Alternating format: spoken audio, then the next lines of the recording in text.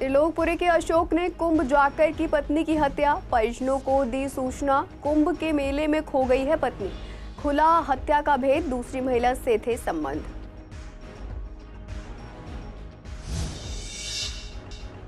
House tax माफी की योजना से पूर्वी दिल्ली में खुशी, 100 गज से कम के मकानों का हाउस टैक्स पूरी तरह माफ। 100 से 500 गज के मकानों में भी हाउस टैक्स आधा। करावल नगर लूट में नहीं मिला कोई सुराग, पुलिस खंगाल रही है सीसीटीवी फुटेज। लूट की वारदात से व्यापारी में बढ़ा डर।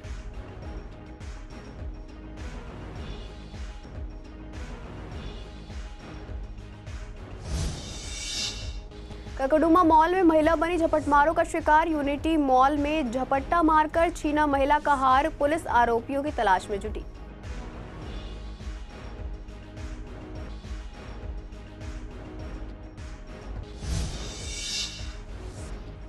बोर्ड परीक्षाओं में छात्रों को राहत, परीक्षा में उम्मीद से भी आसान पेपर। जियोग्राफी परीक्षा के बाद छात्रों में खुशी की लहर।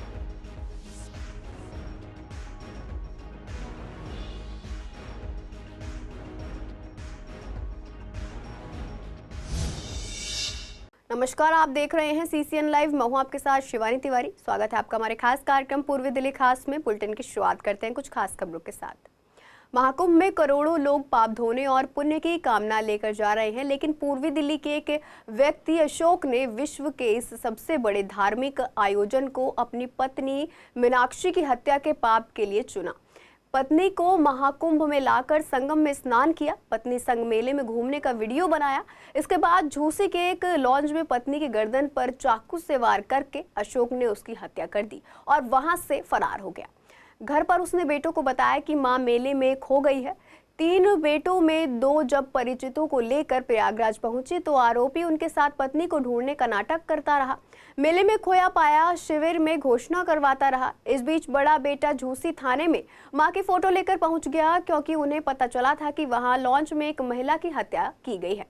हत्या की जांच कर रही पुलिस को मानो बड़ी कड़ी मिल गई। उन्होंने आरोपित पति को गिरफ्तार कर पूछताछ करने पर सारी हकीकत सामने आ गई। बताया कि अशोक दिल्ली नगर निगम में सफाई कर्मी है और शहादरा दक्षिणी जोन के त्रिलोकपुरी वार्ड में तैनात है। 17 फरवरी को दिल्ली से पत्नी को लेकर निकला था। 18 फरवरी की शाम संगम स्नान किया। उसी रात कमरा किराए पर लिया और फिर उसने कमरे में शराब पी। अगली सुबह पत्नी मीनाक्षी का कत्ल कर दिया। आरोप है कि उसका किसी और महिला से संबंध है। पुलिस ने अशोक को जेल भेज दिया है। पुलिस ने बताया कि अशोक करीब 2 महीने पहले भी मीनाक्षी की हत्या के लिए उसे हरिद्वार ले गया था। वहां कमरा किराए पर लिया तो उससे आईडी ली गई थी। परिजनों का कहना है कि मीनाक्षी की हत्या में दूसरी महिला भी शामिल हो सकती है। मीनाक्षी परिवार के त्रिलोकपुरी 10 ब्लॉक में रहती थी। इस घटना से मोहल्ले के लोग स्तब्ध हैं। रविवार सुबह उनका शव घर पहुंचा। थोड़ी ही देर में बेटों ने गाजीपुर शमशान घाट स्थल पर उनका अंतिम संस्कार कर दिया। मीनाक्षी के 3 बेटे अश्वनी, आशीष और आदर्श हैं। सबसे छोटा बेटा आदर्श विवाहित है। विश्व के सबसे बड़े धार्मिक स्नान महाकुंभ इस टाइम चल रहा है और पूर्वी दिल्ली से एक बड़ी खबर सामने आ रही है। महाकुंभ के अंदर अशोक नाम जो त्रिलोकपुरी के रहने वाले हैं, साउथ जोन एमसीडी के कर्मचारी हैं, उन्होंने अपनी पत्नी का गला रेत कर हत्या कर दी। जी हाँ, 17 तारीख को वो यहाँ दिल्ली से निकलते हैं और 18 को कुंभ स्नान कर कुंभ की रात्रि ही एक झूसी में लॉन्च में रहते हैं और वहाँ पर गला रेत देते हैं। रोचक बात तो ये है, खुद ही अपने बच्चों को दिल्ली फ़ोन करते हैं कि मेले में आपकी मम्मी खो गई है, और बच्चे जब वहाँ पहुँचते हैं तो पता कुछ और चलता है। पुलिस कार्रवाई कर रही है। फिलहाल आरोपी को पकड़ के कार्रवाई की जा रही है। उत्तर प्रदेश पुलिस इस पर तैनात है और दिल्ली में भी अब देखने को ये आ रहा है कि जब लोग पाप धोने के लिए गंगा स्नान महाकुंभ जा रहे हैं तो कहीं ना कहीं एक परिवार ऐसा भी निकल गया है जो महाकुंभ में अपने स्नान को करने के बाद पाप भी धो रहा है, उसके बाद पाप भी कर रहा है। वीडियो जर्नलिस्ट अतुल भारद्वाज के साथ विवेक पठानिया, सीसीएन दिल्ली। आम आदमी पार्टी ने 24 फरवरी को एक अहम घोषणा की है। पार्टी के सांसद संजय सिंह ने कहा कि 2024 से 25 के हाउस टैक्स को लेकर कुछ बड़े निर्णय लिए गए हैं। जो लोग इस वर्ष हाउस टैक्स का भुगतान करेंगे उनका पिछला सारा बकाया माफ कर दिया जाएगा। इसके अलावा 100 गज से लेकर 500 गज तक के घरों का हाउस टैक्स अदा किया जाएगा और 100 गज से छोटे मकानों का हाउस टैक्स पूरी तरह से माफ कर दिया जाएगा। जिन रिहायशी मकानों में दुकानें चल रही हैं उनका भी हाउस टैक्स माफ किया जाएगा। संजय सिंह ने इसे दिल्ली की जनता के लिए एक महत्वपूर्ण फैसला बताया, क्योंकि हाउस टैक्स की भुगतान लोगों के लिए काफी कठिन और महंगा हो सकता है। इस कदम से दिल्ली वासियों को राहत मिलेगी और यह एक सकारात्मक पहल साबित हो सकती है यदि सही तरीके से लागू किया जाए। जो 100 गज से लेके 500 गज के जो हमारे मकान है, जो भवन है जिनके, उसमें उनका जो आधा हाउस टैक्स कर दिया जाएगा। सिर्फ उनको आधा हाउस टैक्स भरना पड़ेगा, बाकी सब माफ कर दिया जाएगा। साथ ही हमारे जो 100 गज के मकान है उनका सभी का हाउस टैक्स बिल्कुल माफ कर दिया जाएगा। साथ ही जो हमारे रिहायशी मकानों में जो शॉप बनी हुई है उसमें भी उनका सभी का हाउस टैक्स माफ कर दिया जाएगा। और जो हमारे 1300 से ज्यादा जो हमारे अपार्टमेंट्स हैं उसमें पहले कभी कभी छूट नहीं मिली। इस बार हमारी सरकार उनको एक विशेष तोहफा देने जा रही है कि अगर वो भी अपना हाउस टैक्स भर देते हैं तो उन्हें 25% की रियायत मिलेगी। तो इतने बड़े ऐतिहासिक कदम आम आदमी पार्टी के नेतृत्व में किए जा रहे हैं, अरविंद केजरीवाल जी के नेतृत्व में किए जा रहे हैं। मैं सभी दिल्ली वासियों को बहुत बधाई और शुभकामनाएं देता हूं। आपके हित और भलाई के लिए हम हमेशा तत्पर हैं, आपके सेवा के लिए, और आगे भी इसी तरह आपकी सेवा करते रहेंगे। सबसे पहले तो ये बात कि 500 गज से तो हमें इतना मतलब नहीं है, लेकिन जो हमारा घर 100 गज में बना हुआ है वो पूरा माफ कर दिया, उसके लिए हार्दिक धन्यवाद उनको। गरीबों के बारे में सिर्फ केजरीवाल सोचते हैं, क्योंकि अब चाहे वो एजुकेशन ही आप देख लो, दिल्ली के गवर्नमेंट स्कूल और बाकी जगह के गवर्नमेंट स्कूल, आप खुद ही आपको अंदाजा दिख सकता है, पूरे सब चीज़ दिख सकती है आपको। अब चाहे वो लेडीज़ के लिए बस फ्री करना हो, हमें इतनी ज़्यादा सुविधा प्राप्त हो गई है। Thank you. मैं केजरीवाल जी का आभारी हूँ। इन्होंने जनता का ध्यान रखा और रखते रहेंगे, और अपनी गहराई से आप जनता की तरफ से उनको मुबारक देता हूँ और सबने क्या करता हूँ आगे कार्य करते रहेंगे। देखिए साहब, केजरीवाल साहब ने ये जनहित के लिए घोषणाएं की हैं, जो कि एक बहुत ही अच्छा काम किया है, क्योंकि लोगों को इतनी राहत दी गई है कि 50 गज के लिए वो फ्री कर रहे हैं, 100 गज के फ्री कर रहे हैं, और 500 गज के लिए वो हाउस टैक्स लगा रहे हैं। लेकिन इसको हमारी जो सरकार है, जो दिल्ली की सरकार है, जो भाजपा की सरकार है, और जो केंद्र में सरकार बैठी है हमारी, और एमपी साहब बैठे हैं, वो उनके लिए ये देखना पड़ेगा कि वो इसको इस जो उनको राहत दी है तो वो इसको आम पब्लिक के लिए ये पहुंचाते हैं फ़ायदा कि नहीं पहुंचाते। अगर ये फ़ायदा पहुंचाते हैं तो बहुत अच्छी बात है। जो केजरीवाल साहब ने जो ये राहत देने का घोषणाएं की हैं, जनहित के लिए की हैं, बहुत अच्छा काम किया है। मैं ये कहता हूँ केजरीवाल ने ये घोषणा बहुत बढ़िया की है। 100 गज का हाउस टैक्स माफ़ कर दिए, हम उसका बहुत बहुत धन्यवाद करते हैं, और हमारी आशा है कि आगे केजरीवाल ही आए यहाँ पे। केजरीवाल ने बहुत काम करे हैं, उन्होंने लेडीज़ के लिए बस फ्री करी है, लेकिन एक गुजारिश तो है एजिड उम्र वालों की जो पेंशन है वो डबल कर दी जाए। उत्तर पूर्वी दिल्ली के करावल नगर इलाके में हथियारबंद बदमाशों ने एक ज्वेलरी शॉप में बड़ी लूट की घटना को अंजाम दिया। यह घटना दोपहर करीब 1 बजे महेंद्र ज्वेलर्स नामक दुकान पर हुई, जहां 6 बदमाशों ने हथियार के बल पर 35 लाख रुपए से ज्यादा की ज्वेलरी, 3 मोबाइल और 1 लैपटॉप लूट लिया। 5 बदमाश दुकान के अंदर घुसे और उन्होंने दुकान की शटर गिराकर ज्वेलर और उसके स्टाफ को बंधक बना लिया। इसके बाद वे लूटपाट कर फरार हो गए। सूचना मिलने के बाद करावल नगर थाना पुलिस की टीम घटनास्थल पर पहुंची और वरिष्ठ अधिकारियों के साथ जांच शुरू की। क्राइम ब्रांच और फोरेंसिक का टीम ने घटनास्थल का निरीक्षण किया। पुलिस का कहना है कि ज्वेलर की शिकायत पर मामला दर्ज कर लिया गया है और आसपास लगे सीसीटीवी कैमरे की फुटेज से बदमाशों का सुराग ढूंढा जा रहा है। व्यापारियों में पुलिस की नाकामी को लेकर रोष है। 1:30 से 1:45 के बीच की बात है। हम ऐसे ही शॉप पे बैठे हुए थे, 2 लोग आते हैं। पहले एक बिना मास्क के कैप लगाई हुई थी और एक मास्क और कैप दोनों लगाई हुई थी, फेस कवर करके आया हुआ था। तो वो आके मेरे से बोलते कि हमें जेंट्स की ईयरिंग चाहिए, कान की बाली चाहिए। इतनी देर में एक और मास्क वाला शख्स आके वहाँ पे कॉर्नर पे गेट के पास बिल्कुल बैठ जाता है। जब मैं उनसे पूछता हूँ ये आपके साथ है, तो कहते हैं हाँ बीमार है। मेरी नज़र दुकान के बाहर गेट के बाहर जाती है तो 1 और 2 मास्क वाले लोग और खड़े थे। मुझे कुछ डाउट हुआ तो मैं निकल के भागने लगा। इतनी देर में वो अंदर घुसे, मुझे धक्का दिया, गन निकाली और यहाँ पे हमें बैठा दिया। कितने लोग थे सर? जो आप 5 लोग अंदर आ गए थे और जैसे ही वो लोग अंदर हुए बाहर से उनका एक और मेंबर था, उसने शटर डाउन कर दिया। सारा गोल्ड का सामान ले गए हैं वो। लमसम कितना वैल्यू होगी? 40 लाख से ऊपर है, 40 से 45 लाख। अच्छा, और कैश कितना लेके गए? 50,000 से ऊपर है। कोई किसी पर शक या कुछ ऐसा? ऐसा तो कोई है नहीं जिस पर कभी बोला जाए कि डाउट करा जाए।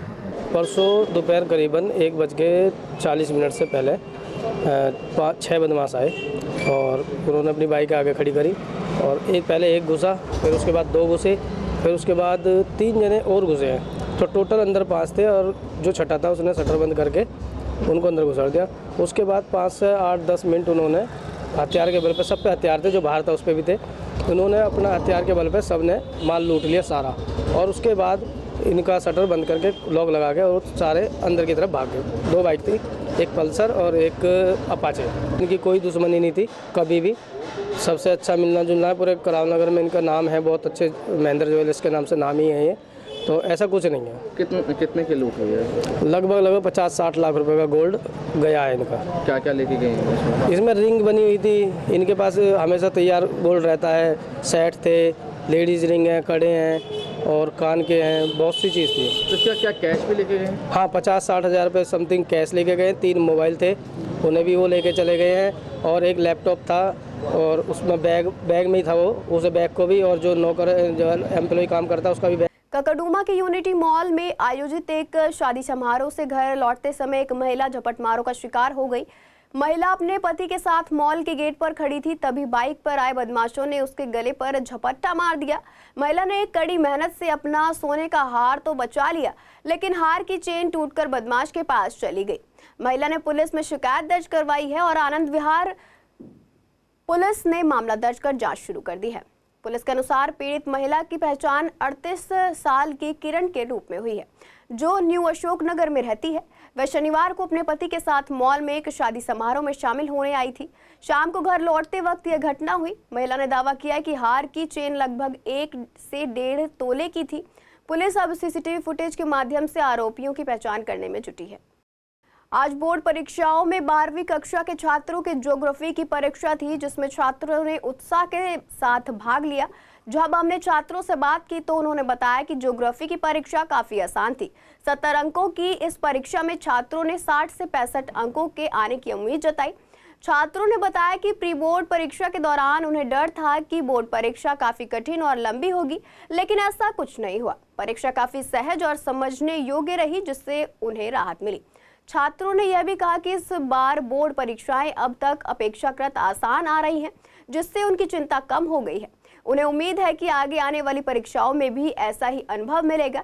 इस बार के पेपर ने छात्रों को आत्मविश्वास से भर दिया है। Exam was lengthy enough, MCQs were tricky, but was very crazy paper. अच्छा था।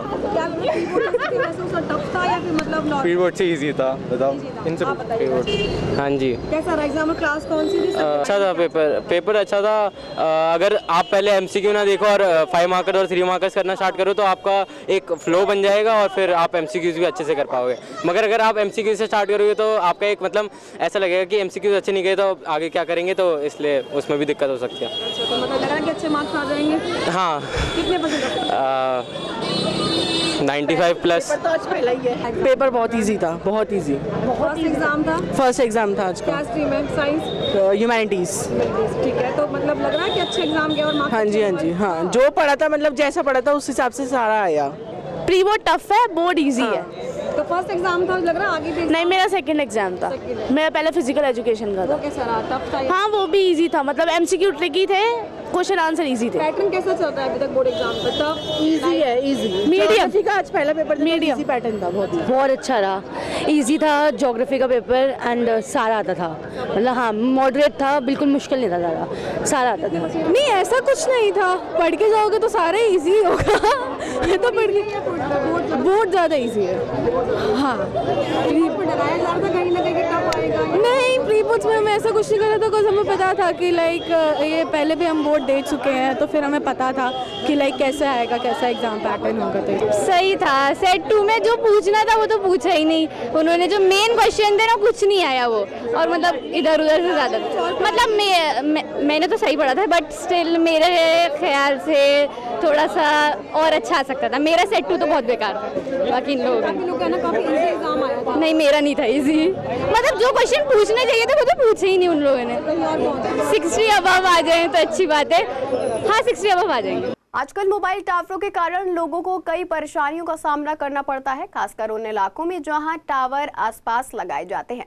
हाल ही में ज्वालानगर रेलवे लाइन के पास इस तरह का एक मामला सामने आया, जहां लोगों ने टावर लगाने का विरोध किया। दरअसल इस प्रॉपर्टी में पहले से ही 2 मोबाइल टावर लगाए गए थे और अब तीसरा टावर लगाने की योजना थी। हालांकि इलाके के लोग इसके खिलाफ थे, क्योंकि इससे उनकी सेहत पर नकारात्मक असर पड़ रहा था और इलाके में पहले से ही कई बीमारियां फैली हुई थी। घर के मालिक ने अपनी पावर का इस्तेमाल करते हुए टावर लगाने की कोशिश की, लेकिन लोग इसके खिलाफ थे। इसके बाद पुलिस द्वारा धमकी दी गई कि टावर लगेगा। लोगों ने पार्षद पंकज लूथरा से शिकायत दर्ज करवाई कि टावर लगाना खतरनाक हो सकता है, क्योंकि बिल्डिंग की हालत भी बहुत खराब है। अभी मेरे ऑफिस में लगभग 50 से 60 लेडीज़ आई और 40 लगभग 30 एक आदमी आए जो कि आसपास के यहाँ के लोग रहते हैं। उन्होंने कहा यहाँ पर एक टावर लग रहा है जो इनलीगल है और टावर यहाँ लगाना नहीं चाहिए और यहाँ पर आसपास के लोगों को परेशानी थी, जो कि रिटर्न में कंप्लेंट इन लोगों ने मुझे भी और डीसी ऑफिस में भी कंप्लेंट दी थी। इसके अकॉर्डिंग हमारे जो बिल्डिंग डिपार्टमेंट के जेई हैं वो आके यहाँ पर चेक करने आए थे कि ये जो ये बात कह रहे हैं क्या वो सत्य है। वहाँ पर ऊपर देखा तो टोटल टावर का फ्रेम बना हुआ था जिसकी परमिशन नहीं है। हमारे एमसीडी अधिकारी अपना लीगल एक्शन जो भी इनका बनता है वो ले रहे हैं और अगर इनका परमिशन है तो टावर लग सकता है। जब परमिशन है टावर लगने को मैटर है नहीं, तो इसलिए इन्होंने इनको अब लेटर देंगे, परमिशन मांगे। अगर कोई कार्रवाई होगी तो ये सील किया जाएगा, नहीं तो लगा जाएगा। मैडम बहुत समस्या हो रही है। अब ये देखो ये हैं कैंसर से पीड़ित हैं, एक उधर क्या बोलते खत्म हो गए अंकल जी। मैडम बहुत दिक्कत आएगी इससे। क्या हो रहा है यहाँ पर, क्या होना चाहिए? मैडम देखो मैं यहाँ का निवासी हूँ, ठीक है, ये सब हमारे यहाँ के निवासी सब, हम पहले ही परेशान थे टावर से, जिसकी वजह से हमें काफ़ी दिक्कत आई थी। मतलब किसी को हार्ट की बीमारी, किसी को कैंसर। मेरे खुद फादर हैं, उनके 2 बार बाल डल चुके हैं हार्ट में, ठीक है। इधर ये हमारे भाई हैं, इनको कैंसर है, ठीक है। एक अभी वहाँ पे डेथ हुई है, वो दुकानदार थे, परचूनी दुकान थी उनकी, उनको अटैक आ गया था, हार्ट अटैक से, क्योंकि टावर बिल्कुल पास में नज़दीक में लगा हुआ है, ठीक है। आपने रोका नहीं था क्या? नहीं, हमने रोका। जब से काम स्टार्ट हुआ तब से हमने विरोध करा इसका, ठीक है। उसके बावजूद भी पुलिस को वहाँ पर मतलब थाने में क्या करा इन्होंने, क्या सेटिंग थी इनकी। पुलिस वाले बार बार आकर पब्लिक को धमकाते थे, कहते इनमें परमिशन है, जबकि परमिशन नहीं थी। सिर्फ कंपनी का ये लेटर हेड था जिसको दिखा करके उन्होंने ये दिखाया, क्या कहते हैं हाँ जी हमें परमिशन मिल गई है। अगर एमसीडी परमिशन देती, टावर लगने जा रहा है, एक नया टावर लगने जा रहा है। आगे बहुत दिक्कत है, मैं तो खुद परेशान हूँ अपने मुझसे, मेरे तो खुद ब्लड आता है मेरे मुंह से इस एंटीना की वजह से। और देखो मेरी लड़की भी कैंसर से पीड़ित है, इसको भी कैंसर है। आप लोग टावर यहाँ पे? हम नहीं चाहते कि यहाँ पे टावर लगे, हमें नहीं चाहिए, पूरी पब्लिक नहीं चाहती है। हम तो यही कहना चाहेंगे कि ये हमारी जान मान के लिए परेशानी है, बच्चों को, स्किन को, सबको परेशानी हो रही है। हम नहीं चाहते कि यहाँ पे ये टावर लगे। ऑलरेडी हमारे सामने 20 मीटर के दायरे के अंदर ऑलरेडी टावर लगा हुआ है। हम ये चाहते हैं कि ये टावर बिल्कुल ना लगे। ठीक है, तो मैं बहुत परेशान हूँ, मैं बीपी हाई रहता है, मेरे हार्ट के पेशेंट हूँ और मैं बहुत परेशान रहती हूँ। भैया ये नहीं लगना चाहिए बिल्कुल भी। ये मकान उन्हीं का है, उनके ही घरवाली ने अपने ऑर्डर पे इसको दिया फैशन बनाने के लिए कि यहाँ पे वो बनेगा। ये क्या बन रहा है? टावर बनेगा। ये हाँ, हम यही चाहते हैं कि ये बच्चे भी इज्जत के साथ रहें, बच्चे भी इज्जत के साथ दें और ये बंद हो जाए और ये सब बच्चों का साथ भी दें। ये जो बच्चे 3-4 हैं जो दुर्बख्शी जो हो जाएंगे, मकान सील होता है या गिरता है तो बच्चे तो मेरे ही परेशान होंगे। लेकिन मैं लड़ाई मोहल्ले की लड़ रहा हूँ इसीलिए कि ये सुधर जाए, पर ये सुधर रहा नहीं है। मेरे भाई और उसकी घरवाली। विधानसभा चुनाव में हार के बाद अब आम आदमी पार्टी दिल्ली नगर निगम में इन दिनों एक्शन मोड में नजर आ रही है और लगातार नई योजनाओं की घोषणा कर रही है। मेयर महेश कुमार खिची ने एमसीडी के कर्मचारियों के लिए एक महत्वपूर्ण घोषणा की, जिसे कर्मचारियों ने स्वागत किया। उन्होंने कहा कि दिल्ली के 12,000 अस्थायी कर्मचारियों को स्थायी किया जाएगा। ये फैसला कर्मचारियों के लिए बहुत राहत का कारण बना है, क्योंकि लंबे समय से ये कर्मचारी स्थायित्व की मांग कर रहे थे। पूर्वी दिल्ली के कर्मचारियों ने इस घोषणा का स्वागत किया और यूनियन के नेताओं ने भी इसे सकारात्मक कदम बताया। हालांकि कर्मचारियों ने यह भी कहा कि इस फैसले में राजनीति नहीं होनी चाहिए और ये सिर्फ कर्मचारियों की भलाई के लिए होना चाहिए। इसके साथ ही उन्होंने यह भी जोड़ा कि अभी इस फैसले का सदन में पास किया जाना है और पूरी प्रक्रिया पारदर्शी तरीके से पूरी होनी चाहिए। उनके अनुसार जो उन्होंने कथन दिया है कि 12,000 कर्मचारी एमसीडी के कल के बजट में वो पास करेंगे, हाउस में पास करेंगे, जिसका हम स्वागत करते हैं कि ये काम इनको पहले करना चाहिए था, मगर देर आए दुरुस्त आए। देर आए दुरुस्त आए, और अगर वो उनकी ऐसी मंशा है कर्मचारियों को परमानेंट करने की तो हम उसके फैसले का स्वागत करते हैं और आशा करते हैं कि जैसे वो अपनी इस बातों को कह रहे कि 12,000 कर्मचारियों को हम पक्का करना चाहते हैं, तो वो 12,000 कर्मचारियों को पक्का करके दिखाए, और हम उनके फैसले का स्वागत करते हैं। एमसीडी स्वच्छता कर्मचारी यूनियन का मैं दिल्ली प्रदेश अध्यक्ष होने के नाते इस बात को बिल्कुल सूझबूझ के साथ कह रहा हूं कि जैसे आपने पहले अपने वादों के अनुसार जो भी कहा उन बातों को हम लोगों ने भी देखा है, दिल्ली की जनता ने भी देखा है और दिल्ली के कर्मचारियों ने भी देखा है। तब जागो जब भी सवेरा, ये काम तो पहले ही कर देना चाहिए था, कोई बुराई की बात नहीं है। लेकिन हम इस फैसले का अभिनंदन और स्वागत करते तहे दिल से। ये अगर अपनी मंशा ये बना रहे हों कि इस टाइम मेयर आम आदमी पार्टी का है और मेयर साहब को तो वाकई में पक्का कर देना चाहिए कि हम तो अगर गलती से मेयर पद से हटते भी हैं या जाते भी हैं सत्ता से बाहर, तो आफत कहीं दिल्ली सरकार की, बीजेपी सरकार की ना जाए। तो बीजेपी सरकार तो खुद इस टाइम चाहती है कि हम मजदूरों के हित में ज़्यादा से ज़्यादा काम करें। आज हमारे जो कच्चे कर्मचारी है वो 13-14 हज़ार 15 हज़ार पर सीमित है, वो अपने परिवार को नहीं पाल पाते। हम आप सरकार का धन्यवाद करेंगे अगर वो जल्दी से 12,000 जितने भी डिपार्टमेंट है, हमारे जितने भी डिपार्टमेंट है एमसीडी के अंदर, अगर वो करते हैं तो हम उनका धन्यवाद करते हैं, उनका बिल्कुल तहे दिल से धन्यवाद करते हैं। जिस तरह की खबर आ रही है कि 12,000 कर्मचारियों को परमानेंट किया जाएगा, जैसा कि आपको विदित है कि जो एमसीडी में जो सफाई कर्मी हैं वो 20-20 साल, 25-25 साल, 30 साल उनको हो चुके हैं और जिनकी दयनीय स्थिति से आप अच्छी तरह भली भांति परिचित हैं। बहुत बुरी स्थिति है।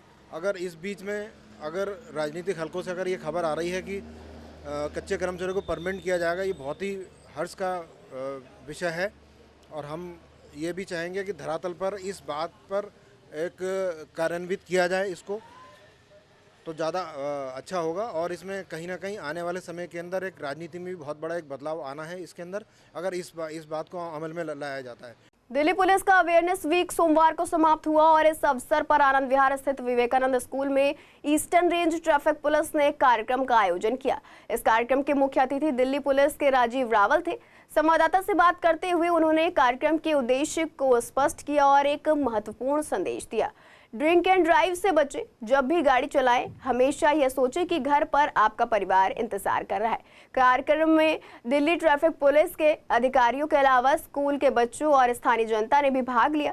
इस मौके पर ट्रैफिक नियमों के पालन को लेकर जागरूकता फैलाने के लिए नाटक और नृत्य का आयोजन भी किया गया। बच्चों ने इन कलात्मक रूपों के जरिए ट्रैफिक नियमों का महत्व समझाया ताकि लोग सुरक्षित तरीके से सड़क पर चलें और दुर्घटनाओं से बच सकें। देखिए, जैसा आपको पता है कि दिल्ली पुलिस वीक का आयोजन किया गया था 16 फरवरी से 22 फरवरी तक। तो दिल्ली ट्रैफिक पुलिस ने भी इस वीक को मनाया था एज ए सेफ्टी वीक के तौर पे। तो उसी का आज समापन समारोह है। प्रोग्राम तो किया ही जा रहा है कि ट्रैफिक नियम क्या है, उनका पालन करना क्यों ज़रूरी है। इसके लिए आज दिल्ली पुलिस के वो लोग जो हमारे कर्मचारी हैं, जो दिन रात काम करते हैं और स्पेशली जिन्होंने पुलिस वीक में अच्छा काम किया, उनको भी सम्मानित किया जा रहा है। इसके अलावा बहुत सारे लोगों ने हमें इन एक्टिविटीज़ में सपोर्ट किया है, उनको भी हम सम्मानित कर रहे हैं। आज किस तरीके का जो कार्यक्रम करते हैं उसके पीछे उद्देश्य क्या है? उद्देश्य ये होता है, देखिए, जब आप कुछ अच्छा काम करते हैं या जैसे ट्रैफिक पुलिस अच्छा काम करती है तो किसी की भी मंशा इनाम की या कोई अवार्ड की नहीं होती है। लेकिन अगर किसी को अपने अच्छे कार्य के लिए कोई अवार्ड मिलता है या सम्मान मिलता है तो उसको अच्छा लगता है। तो ये उसी दिशा में एक पहल है। देखिए, मेरा यही कहना है कि जब आप ड्रंकन ड्राइविंग करते हैं वो अलाउड तो है नहीं, नियम के खिलाफ है। और आप बस एक चीज़ सोचिए कि कोई ना कोई घर पे आपका वेट कर रहा है, आपका अपना, वो चाहता है कि आप सुरक्षित घर लौटें। इस चीज़ को दिमाग में रखकर आप ड्राइव करें तो मुझे नहीं लगता कभी ड्रंकन ड्राइविंग करेंगे। उद्देश्य यही है कि ट्रैफिक नियमों का पालन करना कितना ज़रूरी है, लोगों में संदेश जाए। और मैं कहता हूँ कि ट्रैफिक नियम पालन करने से ना केवल हम लोग सुरक्षित भी रहेंगे बल्कि इसके अलावा जो जाम की समस्या है वो भी नहीं रहेगी। फिलहाल के लिए पूर्वी दिल्ली खास में इतना ही। ऐसी तमाम अपडेट्स के लिए बने रहिए CCN लाइव के साथ।